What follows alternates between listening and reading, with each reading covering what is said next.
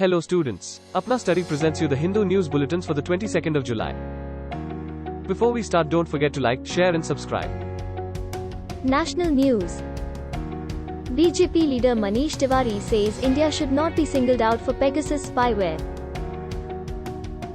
Congress leader Manish Tiwari said use of Pegasus spyware would not have occurred if intelligence agencies were grounded in law and with provisions for holding them accountable, he said. He said both the law enforcement and intelligence organizations do not have a sound legal basis. In 2011, he had moved a private member's bill in the Lok Sabha that sought to bring appropriate statutory basis for intelligence agencies. BJP's Jantar Mantar protests come full circle. Delhi's Lieutenant Governor Anil Bajal gives official approval for staggered agitation at Jantar Mantar. Farm leaders say government must take responsibility for ensuring there is no conflict or chaos as seen on Republic Day, last time the protesters entered the capital. There will be no hullabaloo. We will just sit there as long as Parliament sits every day, holding them accountable to the people interests. It will be a parallel parliament. West Bengal Chief Minister Mamata Banerjee to meet opposition leaders in New Delhi. West Bengal Chief Minister Mamata Banerjee urged the Supreme Court to take suo motu cognizance of Pegasus spyware issue. She was addressing the annual Martyrs' Day rally in Kolkata, which was telecast live across several states, including New Delhi. The Trinamool Congress chairperson said, "We must forget our individual interests and come together to save the country." Congress President Sonia Gandhi reaches out to veteran leaders. Sonia Gandhi reached out to senior members of the group of 23 dissenters Ghulam Nabi Azad, Kamal Nath, Anand Sharma and Digvijay Singh, a source said on Wednesday. There's no official word on the agenda of these meetings, but the Congress chief is said to have discussed organizational matters. Border Security Force and Pakistan Rangers exchange sweets on Eid-ul-Adha. Border Security Force and Pakistan Rangers exchanged sweets at various points along the border on the occasion of Eid-ul-Adha. The Pakistani side had unilaterally stopped the exchange after the Narendra Modi government abrogated the provisions of Article 370 of the Constitution, which gave special status to Jammu and Kashmir. COVID-19 oxygen Lewis at Gurdwara. Khalsa Help International came up with the idea of Oxygen Langa at the Sri Guru Singh Sabha Gurdwara in Ghaziabad's Indirapuram area. The road was choked with patients waiting in four-wheelers, gasping for breath, says Gurpreet Singh Rumi. CBSE extension of deadline to finalize Class 12 results. CBSE has extended the last date for schools to finalize Class 12 results from July 22 to July 25. In case any school fails to complete the moderation process by then, results will be declared separately. Board also announced that Class 12 examinations for private candidates would be held between August 16 and September 15. International news. French cinemas, museums and sports venues ask visitors to provide proof of COVID-19 vaccination. French cinemas, museums and sports venues began asking visitors to furnish proof of COVID-19 vaccination or a negative test. The so-called health pass is required for all events or places with more than 50 people before being extended to restaurants, cafes and shopping centers in August. Prime Minister Jean Castex said nearly all new infections were in people who had not been immunized.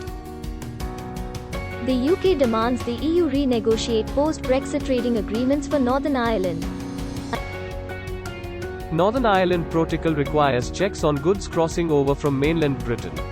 Northern Ireland Secretary Brandon Lewis says real-world application by the EU entailed considerable and continuing burdens. The UK wants a standstill period for the protocol, including legal action. Flooding in Zhengzhou, Henan Province. At least 25 people have been killed and tens of thousands relocated after record flooding in central China. Officials say 1.24 million people had been affected and 164,710 people had to be relocated. The flooding followed an extraordinary period of rainfall in Zhengzhou, the capital city of Henan province. President Xi Jinping said the rainfall made the flood control situation very severe. Eid-ul-Azha, the Taliban says they will fight only to protect themselves.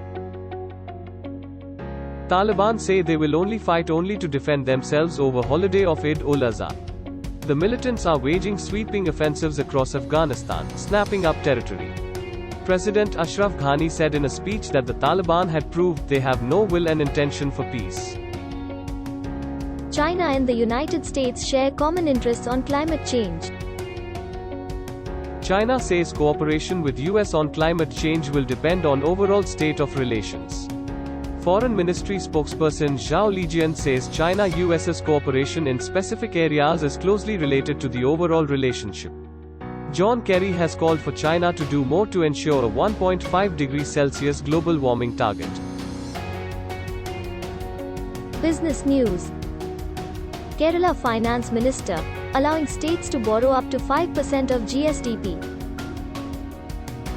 Kerala Finance Minister K.N. Balagopal has urged the Finance Minister to allow states to borrow up to 5% of their gross state domestic product this year, without any reform conditions. The structure and functioning of the GST Council needs more democratization, he says. Kerala has asked for states' protected revenue under GST to be extended for another 5 years. HCL Technologies embraces third wave of pandemic. HCL Technologies is confident of registering double-digit growth in the current financial year. CEO C. Vijay Kumar said the IT services firm had seen good bookings in the last 2 quarters. HCL Tech had significantly ramped up hiring as well, with the addition of 7,500 people in April to June and about 9,000 in January to March. Sports news. Gagan Narang reaffirms India can return with an improved performance. Gagan Narang says India can return with an improved performance in shooting in the Tokyo Games. The London Olympics bronze medalist said he was particularly pleased that 6 shooters from GFG made it to Tokyo, including the Paralympics. Gagan's target is to produce Olympic shooters from Telangana, he said. Indian sailing at the 2018 Olympics. 4 sailors have qualified in 3 categories: laser radial, laser standard and 49er. Netra Kumanan, Vishnu Saravanan, Varun Thakkar and KC Ganpati booked their Olympic spots at the Musana Open Championships in Oman in April.